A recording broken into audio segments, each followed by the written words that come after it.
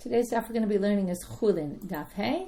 Today's daf is sponsored by Neri Tischler in honor of her husband Aaron's birthday, wishing you ongoing physical, spiritual, and mental health. That's all tough. Okay, just a reminder, if you still haven't managed to listen to Ayelet Lipson's introduction to the Masechet, it's highly recommended. It gives you perspective on the Masechet. Also, Shuli Mishkan's post went up already this week, so there's lots of extra material on the daf that goes up on a weekly basis. Some are written, some are videos or audio. You can also subscribe to Beyond the Daf podcasts and get them in podcast form. Definitely, Shuli's is written, everything else goes up in podcast as well.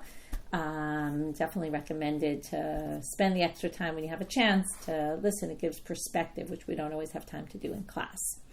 So what we're going to do right now is deal with the statement of Rav Anan in the name of Shmuel. If you remember, in yesterday's daf, Rav Anan came and said, in the name of Shmuel, that Yisrael mumar lavodah zara mutar lechom shchitato. Kind of a surprising statement, right? That someone who basically worships idols, which seems to be, as in general we say, that's kind of comparable to, if you put them on a scale, it weighs about the same as all the rest of the mitzvot, because if you worship idols, you're basically not believing in God, and yet you can rely on their shchita.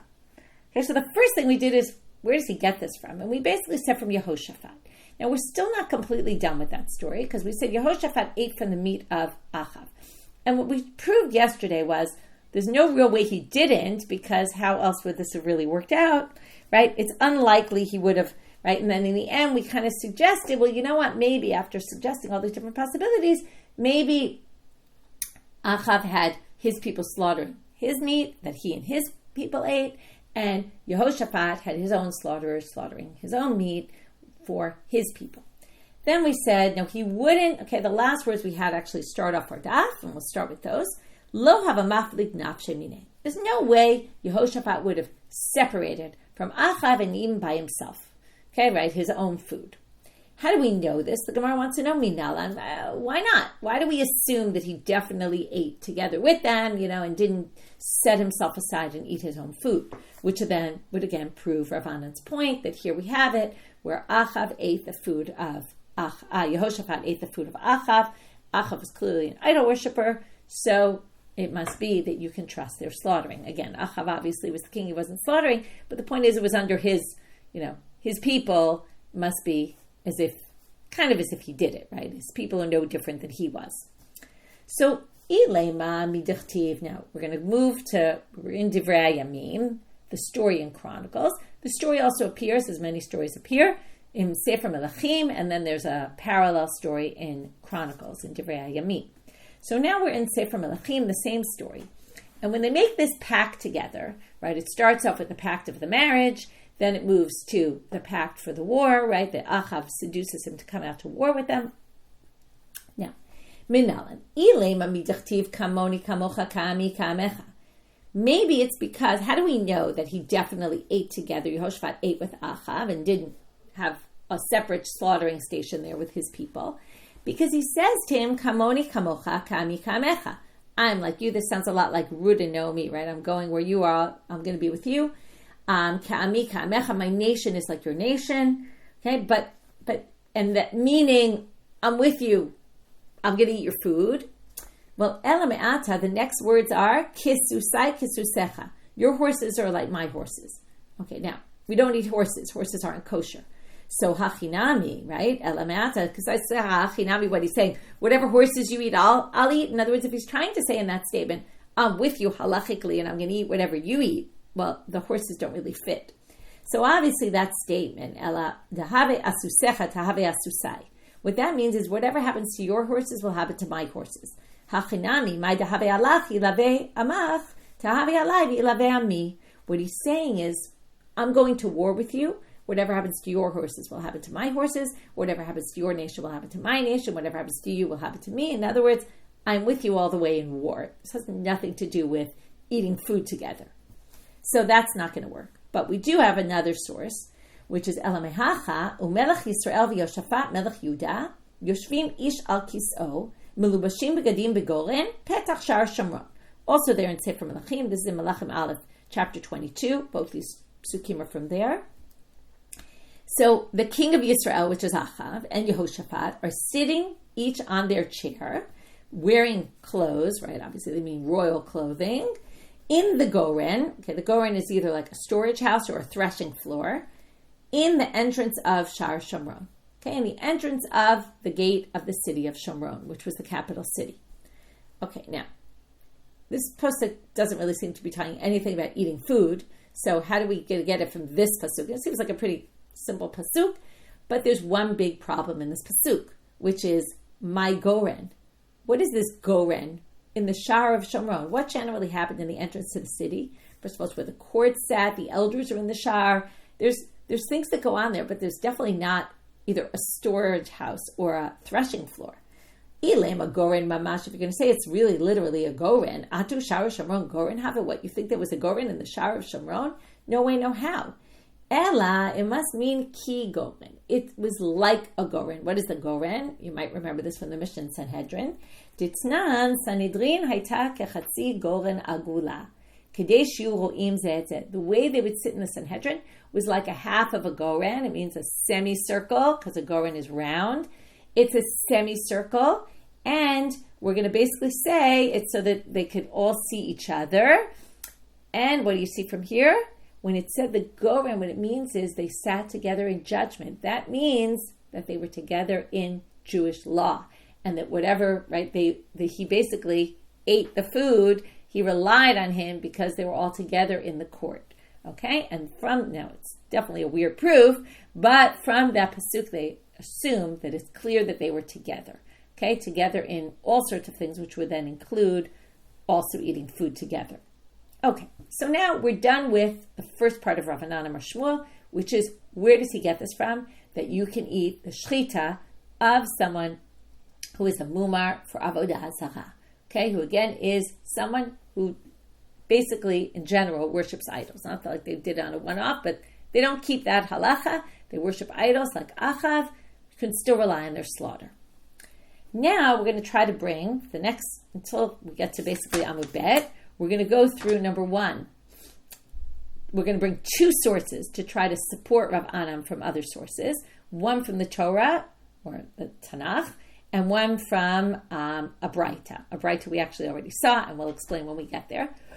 Then we're going to bring a difficulty on Rav Anan, and we're actually going to end with a difficulty. So we're going to bring two sources to prove, reject both sources, then bring a braita to prove, to reject, and end with, this really does seem to reject Rav Anan. It's clear that the Gemara is not so into this idea that if someone's a mumar for avodah zarah, which you can understand why, right? We're going to accept their shchita. Sounds kind of strange. So lema meseale. Now they're going to try to prove it from a story, also from Sefer Melachim, of Eliyahu. So Eliyahu, there's a story. If you remember, there was a big famine, a big drought in the time of Achav, and it describes this scene where Eliyahu, right? There was no food, but how did Eliyahu get food? Orvim miviim lo lechem ubasar baboker velechem ubasar ba'erev. So these orvim, which usually is translated as ravens, I say usually because let's wait and see, but the ravens would bring him meat, bread and meat every day. Okay? Baboker and lechem ubasar ba'erev. He would get in the morning, he would get in the evening. Ve'amar Rav Yehuda amar Rav mibeit habachei de'achav. Right? Where was he getting this meat from? There was a drought. There was no food. Well, the king obviously had food, so he was getting it from the slaughterers of the house of Achav. Right? Achav was feeding everybody here. He was feeding Yehoshafat, he was feeding Eliyahu in this story, so Eliyahu ate from Achav. And there you have proof, right? This would be a good support for Rav Anan's position. Al pia dibor shane. The Gemara says, no, that is not a proof. That was God. This was a God-given decree or a God-given gift that Eliyahu could eat that, but it was you could kind of say like a one-off. So sometimes we call this a hora'at sha'ah, where we permit something for that moment. And it was decreed by God because he brought it through these ravens. And basically, you can't learn from there to any other situation. It was a unique situation. My orvim. Now, before we get back to the next source, we're already done with what we brought this, but the Gemara wants to understand who were these orvim. Okay, again, we thought they were ravens. And in fact, Amar Ravina, orvim mamash. Ravina says, yes, there were actually ravens that would bring him food, right? Birds bring things all the time from place to place. So they brought him food. Amalei Rav Anan bar Yumi v'dilmatrei gavri d'havu shmayu orvim. Rav Anan bar Yumi says maybe it was two people whose name was orvim. Okay, their names were orev is what he means, and we call them orvim. Okay, like if we had two people with the same name and we call them in plural form. Okay, so maybe that's what it is. And here he's going to now. Who said orev is a name? He's going to use a pasuk to prove it. Mi loktiv, does it not say in the story of Gidon in Sefer Shoftim? It says, exactly, Miriam. It says, Vayargut orev b'tzor orev et ze'ev. Actually, it's kind of funny. Orev b'tzor orev and ze'ev in, where is it? Ze'ev hargu b'yekev ze'ev. Okay? So, anyway, there was a place called something orev and something ze'ev, and there was a ze'ev and orev. They were killed there. So that's a name, okay? Just like, right, zev is also a name, right? And it's also an animal. So it's a person's name. So maybe it's two people with the name Orev. Amar le, so I guess Ravina says back to him, right? Because Rav Anan bar Yumi said, how do you know? It was really Orvim. Maybe it was people whose name was Orev. So Ravina says back, Vidrame milta ditravayu havashmayu Orvim. Sounds kind of hard to imagine that, right? What are the chances that the two people who happened to bring had the exact same name? That's very odd. So he says back to B'dom al Shem command. Maybe they're called that because they come from the place called Orev. Okay, they're called the Orvim who come from Orev. And I'm going to prove to you that sometimes people get called their names based on where they live, right? We know that now. People's last names come from the city that they came from. Mi loktiv aram yatzug dudim. So the Arameans went out. Vayishbu me'eretz Yisrael na'arak tana. Now they take from the people of Israel Na'arak Tana. Now, there's something strange about that pasuk. The Kashalan, Karla Na'ara, Karla Ktana. They call her Na'ara, they call her Ktana. Now, Na'ara, if you remember, there's the stage of Ktana, which is when she's a minor. When she gets to the age of 12 and has two simanim, right, two signs of puberty, then she's called a Na'ara for 6 months, and after that she becomes a Bogeret. So, you can't be a Na'ara at the same time as you're a Ktana, so it makes no sense. V'amar Rabbi Pitat, Ktana de min Ne'oran. She was a Ktana from Ne'oran, that was the name of the place, and that's why they called her Na'ara. She was a Ktana from Ne'oran, and that's why they called her Na'ara. So, the Orvim could be from Orev. Now, then already, you can't say, oh, what are the chances are two people with the same name? What do you mean? Likely, they came from the same city. They called them based on their city. And then it makes a lot of sense, and then it wouldn't be birds. So he says, Im kain orviyim mebaile, right? In Hebrew, if you say you come from Tel Aviv, you're a Tel Avivim, right? Like there are two people who are Tel Avivim. Okay, you would say Tel Avivim. They come from Tel Aviv. So here also it would be orviyim and not orvim. So the word doesn't match, so we're left with saying it must have been really ravens were bringing him the food. Okay, anyway, that was an attempt to prove, look, Eliyahu ate from Achav, but we couldn't prove it. So again, he did, but it doesn't mean that it's allowed for everyone else. This was basically a God-given decree that he could do it. Second attempt to prove it. Now, before I read this, we're going to go back to the same Tosefta that we saw on Daled Amud Bet. Now, why do I want to go back first? Because I want to show you what we did and how we got to Rav Anan in the first place. We quoted a Tosefta that said, Akol shochatim, afilu kuti, afilu arel, afilu Yisrael mumar. And then we tried to deal with what is an arel. We said, oh, the arel can't be this. Must be someone who intentionally didn't get circumcised, which calls them, that's called a mumar ledavar acher, right? It doesn't have to do with shchita. They're a mumar for a different issue. There's one mitzvah they didn't keep, and that's the phrase arel. Then we said, so then what's Yisrael mumar, right? If it's not that, what must it be? It must be umumar for this issue, mumar ochel nevelot l'teavon. And we brought that, because what does it say? Hakol shochatim, even someone who generally eats nevela, based on the principle, right? And that was to prove Rava, based on the principle, lo shavik ina shater v'achal isur. If it's just as easy to shechted kosher, the person's going to shechted kosher. So as long as you check the knife, we can rely on the shchita. And that's why we brought that source to prove Rava. Then the Gemara rejected it and said, what do you mean? No, you can explain it to me, and there's other possibilities besides mumar for one thing, mumar for this particular issue. There's also mumar le'avodah zarah. Maybe it's talking about a mumar le'avodah zarah, which is a different issue, but it's a big issue. And it's an issue that, right, theoretically is not the same as just any other thing. And yet, what's the Tosefta telling you according to that interpretation? That in Mumar L'Avodah Zarah, you can rely on the Shechita. And then they say, just like Rav Anan said. So that whole source was brought originally to prove Rava's point. The Gemara then said, no, it can be interpreted a different way, and that proves Rav Anan. So what they're obviously going to do right now is bring that source to prove Rav Anan. But what they're going to end the end do is, well, the source can't prove Rav Anan because you can actually explain it like Rava. So it's the complete reverse of the sugya we saw in Daled Amud Bet, where we started thinking about one thing and then said, well, it could be read differently. And then we're going to say, okay, so let's read it the different way, prove this point. And I just wanted to point out, that was the whole way we introduced Rav Anan in the first place, because the way we interpreted it, basically we said, and if you think that's a crazy interpretation, that someone who's a mumar for Avodah Zarah, we can accept their shechita, it's not so crazy because Rav Anan says it in the name of Shmuel. And that's how we started with Rav Anan. So now we're going to do the reverse. Say, lema mesea, let's say that this source proves, this Tosefta. Hakol shochatini. Now we're going to go through the whole thing, but in reverse. We're going to start with Rav Anan's interpretation and then say, who's to say that's the way to read it? You could actually read it like Rava. And basically this is when we say the source is inconclusive because it could be read that way and it can be read that way. So hakol shochatin afilu kuti afilu arel afilu Yisrael mumar. So hi arel hechidami. So right, all these shchitas are accepted. A kuti, an arel, and Yisrael mumar. Arel means uncircumcised. So what kind of uncircumcised? If the brothers already died, 2 brothers of this baby already died from circumcision, so ha Yisrael ma'al Yehu, right? When this person grows up, right, they're considered a full-fledged Jew. Just because they're not circumcised doesn't mean anything. So of course their shechita is accepted. I don't need a Tosefta to tell me that. It must be a mumar for arilut, meaning this is a mumar who decided not to get circumcised intentionally. Again, what does that mean? It means, well, the parents didn't do it, and then when the child grew older, they didn't fix it.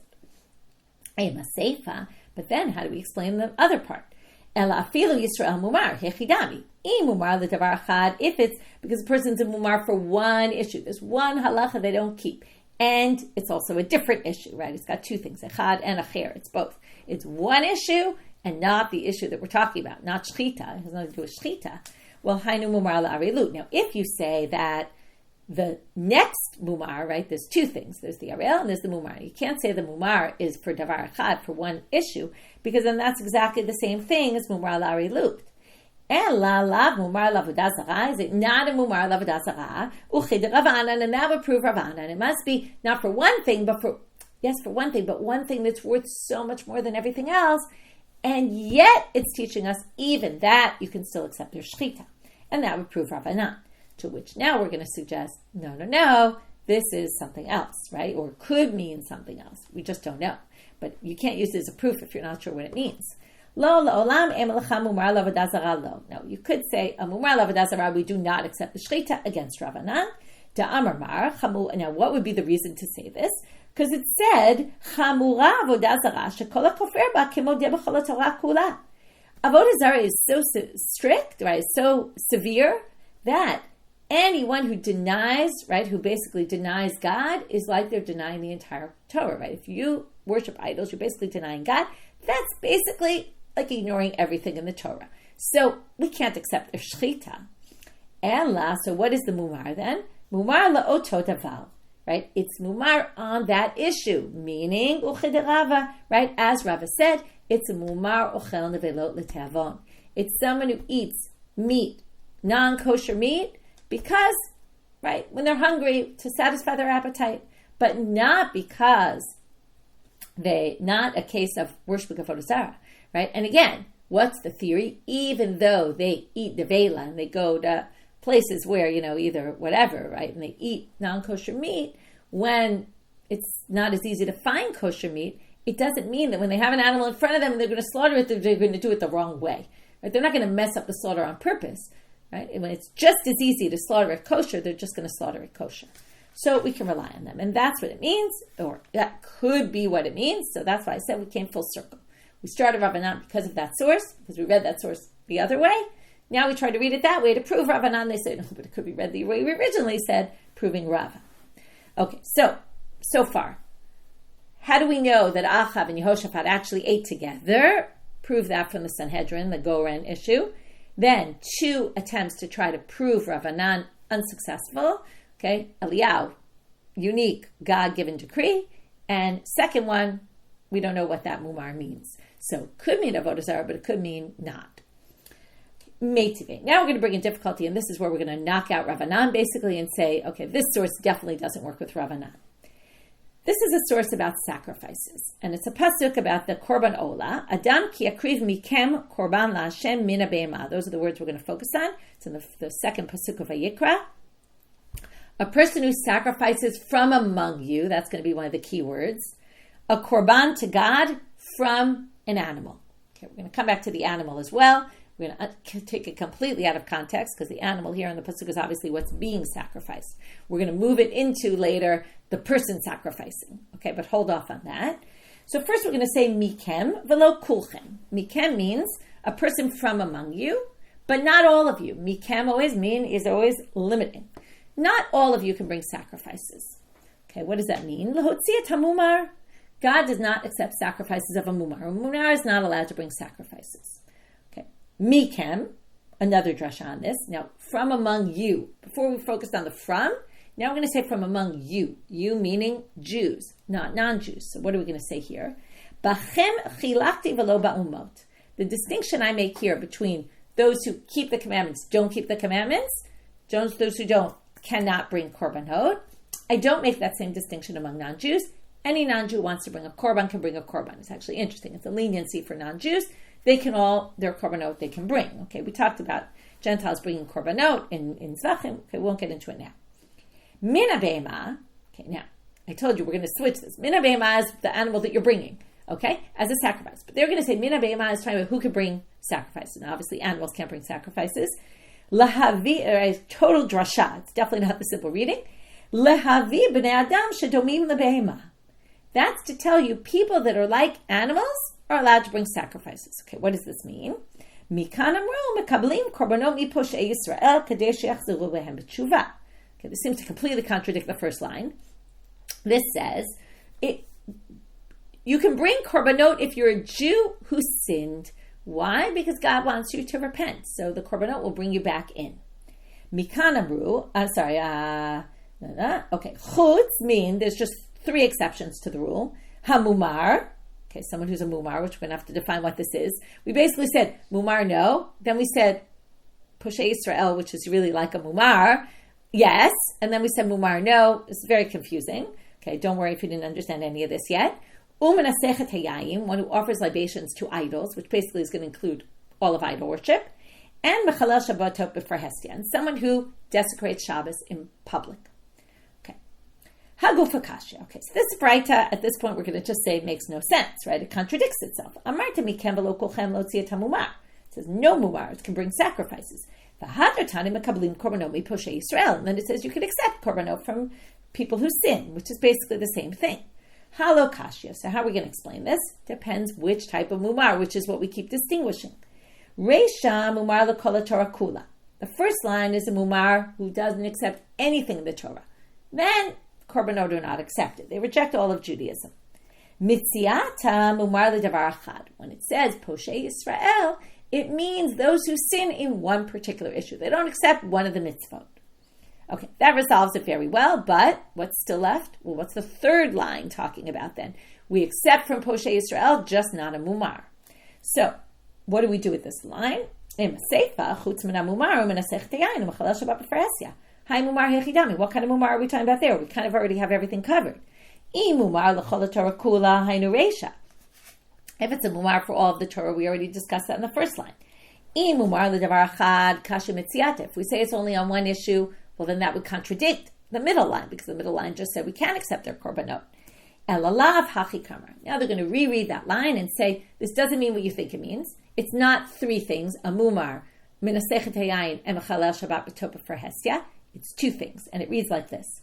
Hachi chutz min hamumar l'nasechet hayayin u'chalel shabbatot b'fer hestia.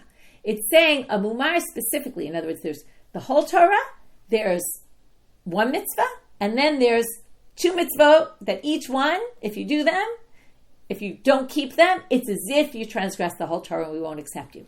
What are those 2? You ready? This is Rav Anan against Rav Anan, avodah zarah and Shabbat. So what did Rav Anan say about avodah zarah? You can accept their shchita. Now, if we don't accept their korbanot because we treat them as if they won't do the whole Torah kula, then obviously we're not going to accept their shchita. So this goes against Rav Anan, in which they say, Alma mumar l'avodah zarah havi mumar l'chol Torah kula. From here you can infer that mumar for avodah zarah is equal to, because again, first line and last line basically are the same halacha. Whether you don't do any mitzvot or you don't do, right, where you worship avodah zarah, they're the same. We won't accept your korbanot, and then we're assuming they're the same for everything. And therefore, tiyuvta di Rav Anan tiyuvta. This is a real knockout to Rav Anan's approach. Okay, now we have a side. We're going off on a side tangent. This braita that we just brought talked about mikem velo kuchen lo siyat hamumar, and it says this teaches you the mumar l'chol Torah can't, right, and for avodah zarah and for Shabbat, right, if you desecrate Shabbat in public, can't bring sacrifices. So the Gemara asks, does it really learn from there? No, it's learned from somewhere else. Here we're going to see, turning now to Amud Bet. Okay, we learned this in Zvachim already. Me ama aretz, prat lemumar. Actually, we learned it in Horayot. Okay, this is a pasuk we dealt with a lot in Horayot. It's a pasuk by the sin offering. Okay, the sin offering, a person brings a sin offering when they sin unwittingly. And it says there, in nefesh echad tichta b'shkaga me am haaretz, right? They do one of the mitzvah by accident, and one of the people me am haaretz. Now, an am haaretz often means something in particular, right? People who don't keep mitzvah, that's not what we're talking about. Me am haaretz means from one of the people of the land. So, why me am haaretz? Same idea as mikem, prat lemumar. It's coming to say not all of you, though, can bring this korban chatat. Okay, so remember now, the first pasuk we had, mikem, is in the korban ola, the burnt offering. This is in the korban chatat, the sin offering. Rabbi Shimon ben Yossi, or Rabbi Shimon, he learned it from a different pasuk, but the same idea, the same pasuk, but different words in the pasuk. Asher lo te'asena b'shkaga v'ashem. Okay, that you did, right? You did it b'shkaga, and you were guilty. And what he learns from here is, it's someone who didn't know they did it, and then when they realized they did it, hashav miyadiyato mevi korban al shigato. Eino shav miyadiyato, eino mevi korban al shigato. Who do we allow to bring this korban chatat? Someone, when they hear they did this sin, right? They ate dam, let's say, they ate blood. They didn't realize blood was forbidden, or they didn't realize it was blood they were eating. And then they find out, they say, oh, I don't believe it. I never would have done this. Then they can bring a korban. But if they don't care, and they say, what do I care that I ate blood? Because they're a mumar, right? Then they can't bring the korban. So either which way, we have this other pasuk of the korban chatat, right, which is in Vayikra chapter 4, verse 22. And either we learn it from the word me'am haaretz, or we learn it from Asher te'asena b'shkaga v'ashem. That's someone who doesn't believe in the Torah, doesn't believe in mitzvah, right? Can't bring korbanot. V'amrinan, okay, before we get to answer this question, first we want to understand what's the difference between the two opinions that we just saw here. Whether we learn it from haaretz or we learn it from this idea of hashav miyadiyato. V'amrinan mai benayu, what's the difference? Amar Rav Amnuna, mumar le'echol chelev, ve'evi korban al adam ika benayu. So they say, if you're a mumar who eats chelev, you don't care about eating these part of the meat, the fats of the animal that are forbidden, you don't care about that, and you eat those on purpose, do you bring a korban if you ate blood? Okay? If you say, hashav miyadiyato, then yes, you're going to bring a korban, because you could care less about eating chelev, but you still care about eating dam. You're only a mumar for chelev, you're not a mumar for dam. So, if you would be shav miyadiyato and say, oh, I never would have eaten blood had I known, then we can accept your korban according to the second opinion. According to the first opinion, you're a mumar. What's the difference whether you're a mumar for one thing, for two things? We don't accept your korban at all. Okay? That would be the nafkamina. Okay, that's all a side point. Now the question is, what is going on with, why do we need this pasuk in the chatat when we already have a pasuk, mikem, to exclude the mumar? Okay? Two pasukim excluding the same thing.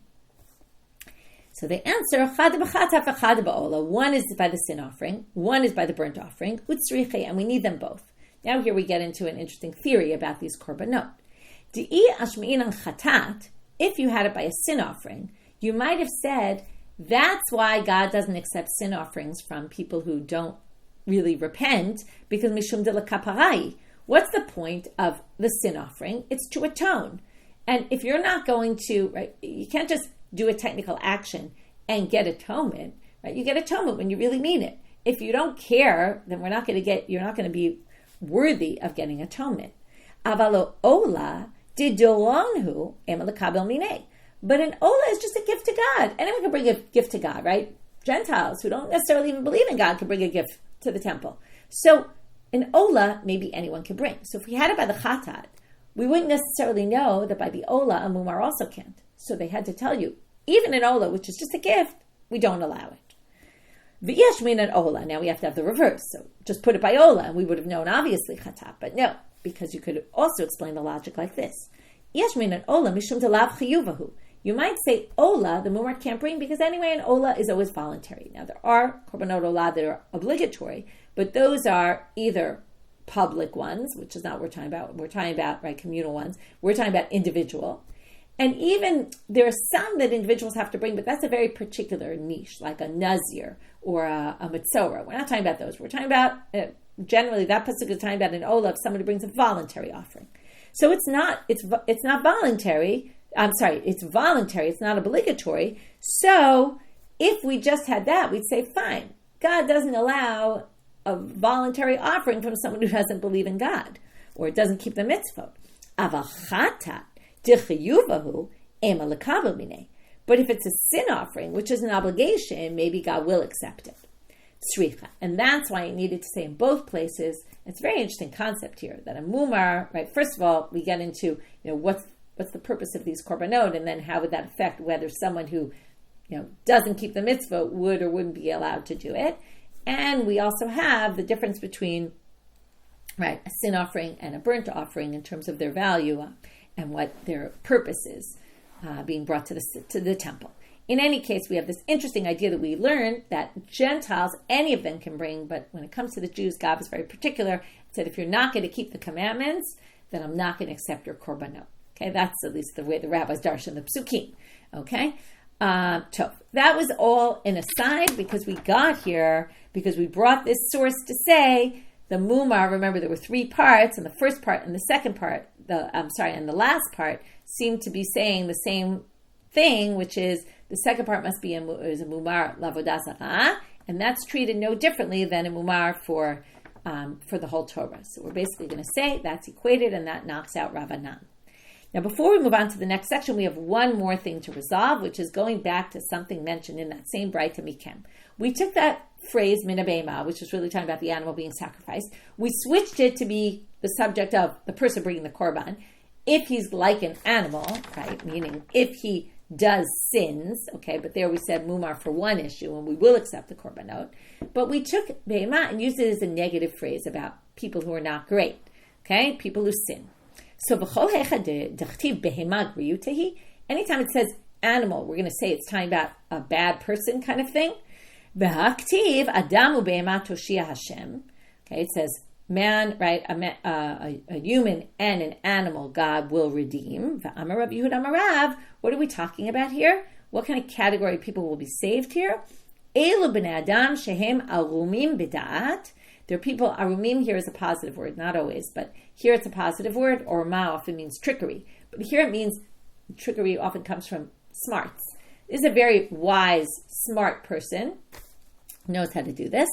And they're arumim b'dat umesimim atzmam kebehema. And they make themselves like an animal. What does that mean? It's actually a positive thing. By the way, I see you're saying it's in Oshanot. It's in Mincha on Shabbat. We say it every day, every week. Right after Mincha on Shabbat, we say Tzidkach Chatzedek La'olam. Okay, this is the pasuk.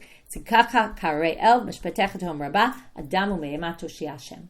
So now we say now, right? And in Tachanun, yes, right. That's the Tachanun on Shabbat.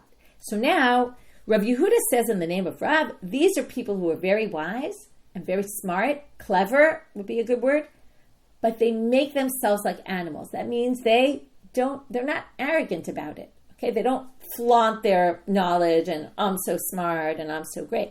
That's a positive thing. So why are you saying behema there is negative and here it's positive? So they say chatam ktiv adam ubehema. Hacha behema lechud ktiv. Okay, when it says adam and behema, we're going to use that in positive. When it just says behema, it's going to be negative. Okay, because in our pasuk it was mina behema, that was separate from adam. Wait a minute. So when it says Adamu Be'ema, it's going to be positive everywhere. I'm going to show you another pasuk where it's clearly not. V'haktiv. Now this is one of the positive nivuot of Yirmiyahu. Okay, most of them are of the destruction, but he has some positive nivuot about they'll come back. V'zarati et Beit Yisrael zera Adam v'zera Be'ema. I'm going to replant the Jewish people. Right, I'm going to replant new seeds. The zera of Adam and the zera of Behema. How do they understand this? They understand this as two types of people. Even the bad people, okay? They're also going to get a second chance. They're also going to be replanted. Their Behema is negative. So Hatam, so there you have Adam and Behema right next to each other. So they say not exactly right next to each other. Okay? Adam and Behema Toshi Hashem, they're right next to each other. And there we view Behema as a positive. Here, Hatam Hachil Kekra. Zera Adam Lechud, Zera Behema Lechud. Here the pasuk split it by saying Zera Adam, Zera Behema, the seed of the humans, the seed of the animals, which again the animals mean humans that are bad. So anyway, the point being, first of all, it's positive pasuk, but it has a negative connotation about Behema. But we resolved the difficulty. Again, this is a bit of a, you could see that it could go either way, and they're just trying to kind of raise a question with why do you assume that Behema reference is a negative thing. Forget about that. They could have asked, why did you use a pasuk talking about what's being sacrificed and make it talk about the person who is sacrificing? So a lot of difficulties with that drasha in general. Okay, now we're going to move on to our next section, which is going to continue on into the next daf, which is Amar Rav Anan, Amar Rabbi Yaakov, Bar Idi, Amar Rabbi Yeshua ben Levi, Mishum Bar Kapara. Okay, so we have Rav Anan saying in the name of Rabbi Yaakov Bar Idi. Then we're going to end up with a conversation of Rabbi Zera with Rabbi Yaakov Bar Idi, who said this, who was quoted as saying this. Okay, they said in the name of Rabbi Yeshua ben Levi, in the name of Bar Kapara, it was passed down a lot. Rabban Gamliel Ubeitino. Okay, Rabban Gamliel in his court. It's a debate about which Rabban Gamliel this is. Is it the earlier one who's with Rabbi Yoshua, the famous stories? Or is it the Rabban Gamliel who's the son of Rabbi Yehuda Nasi, which is at the beginning of the end of the Tannaitic time period? A little bit later. Anyway, we don't know when, but Rabban Gamliel in his court, Nimnu al shchitat kuti v'asrua.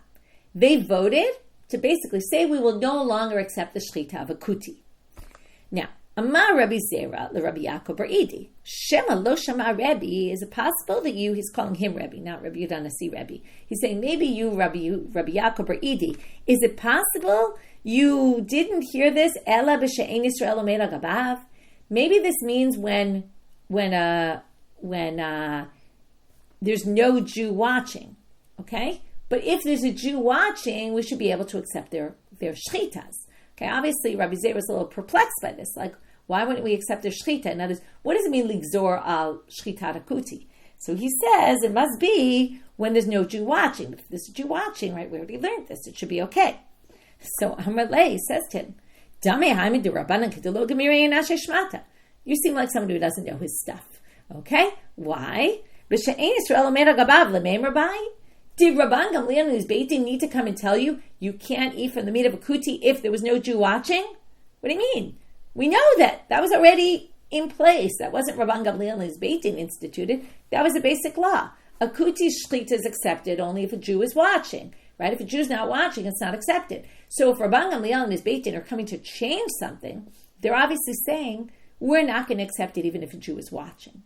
Okay? And that's why he says, you obviously don't know your stuff, because that was already forbidden. What they came was to forbid something additional, which must be even if a Jew is watching.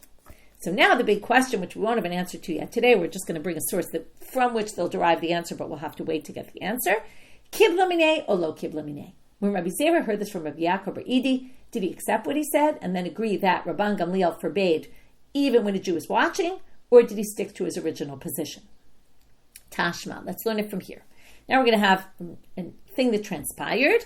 To Amar Rav Nachman bar Yitzchak Amar Rabbi Asi, Ani ra'iti et Rabbi Yochanan she'achal mishchitat kuti. Okay, so Rav Nachman bar Yitzchak says the name of Rabbi Asi. The Rabbi Asi says, I saw Rabbi Yochanan eat from the shchita of a kuti. Va'af Rabbi Asi achal mishchitat kuti. Like first he says, Rabbi Asi told me this, that Rabbi Yochanan did it, and he himself did it. And these are big rabbis. Okay, they ate from the shchita of a kuti. V'have bar Rabbi Zera. Now here comes Rabbi Zera, and we're going to try to figure out from what he said, what does he hold? Okay, but the figuring it out is for tomorrow. But Rabbi Zera said, right now we'll just see what he said. Lo shmiya lahu? Did they not know what happened? Did they never hear this thing that Rabban Gamliel in his court forbade? Di'ia v'shmiya lahu? because if they had heard it, they would have accepted it and they wouldn't have allowed the shchita of kuti. O dilma, or perhaps shmiya lehu velo kiblua. Or did they hear about the tradition that Rabban Gamliel in his court forbade it, and they just didn't accept it? They said, we don't agree with that, okay? So either they didn't know about it, he says, and he's asking, did they not know about it, or did they know and say, we don't agree with it? So now he says, Hadr Pashat Lanafshi. He then answered his own question, and he said, Mistabra d'shmiya lehu velo kiblua. It must be he heard it and didn't accept it. Why? That they heard it, they knew about it and didn't accept it. Why? Because if they never heard it, and had they heard it, they would have accepted it. Meaning, right? They just must have, not gotten the message, never heard that it existed, and therefore are basically making a mistake, right? A mistake that's legitimate because they had no idea, but had they known, they would have stopped. There's no way they would have done that. Why? There's no way that, not that they would have done that, it's possible. They'd never heard, right? Communication wasn't so easy in those days. But there's no way that this is going on right now, that they're eating meat that's slaughtered by kutim by mistake, because how would God allow that thing to happen? Okay, this is his response.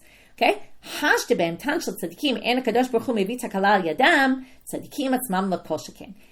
animals of tzaddikim, God doesn't allow to make mistakes, then all the more so tzaddikim themselves. So here we have these great rabbis. God would never have allowed these great rabbis to make a mistake. God would have made something happen to make them not eat it. Okay? What's the Beim Tanshel Tzadikim? With this will end. If you remember, Pinchas ben Yair, he had a donkey, and his donkey wouldn't eat the non-meisered produce, the untithed produce, and that's where we learn that God doesn't bring a takala even to the animals of tzaddikim, even to a donkey. Okay, and therefore all the more so to tzaddikim, there's this concept that God would never allow such a thing to happen. So it must be that they heard about it and just disagreed with it, which that's legitimate. Okay, but if they heard it and if they didn't hear it and had they heard it, they wouldn't have done it. There's no way we would have allowed this. So we'll see from here whether Rabbi Zera, you can already think for yourself. Do you think Rabbi Zera agreed that a kuti is never allowed, or maybe some of the time, right? Maybe if a Jew's watching, it is allowed. So we'll get back to that. Okay, what did we do? Rav Anan, Amar Shmuel, about the Mumar L'Avodah Zarah, and then we basically went through where we get it from, how we know that Yehoshafat ate at Achav's table. Then we had 2 attempts to prove it, 1 attempt to disprove it, and we end up disproving it from the same source that brought us to introduce Rav Anan in the first place to the Gemara. Now we're going to reinterpret it back to supporting Rava and not Rav Anan. Now, this doesn't mean it supports Rava, it just means it's completely inconclusive. It could go both ways. And then we had some tangents off of the source we brought about the korbanot, which was the source that was against Rav Anan. Is it learned from there? Isn't it learned from Chatat? Why do we learn from Chatat and Ola? Why in the animal is the animal negative when other references to animals are positive? And then we distinguish there. And then we ended with this idea that Rabban Gamliel in his Beit Din basically forbade shchita of a kuti, which sounded, right, according to Rabbi Yaakov quoted it, they forbade it completely even if a Jew was watching, whereas before it was permitted when a Jew was watching. And then over time they forbade the shchita of the kutim entirely, and Rabbi Zera didn't really agree with that. We're going to see, was he in the end convinced or not by Rabbi Yaakov Beriti. With that, we finish for today. Wishing everyone a good day.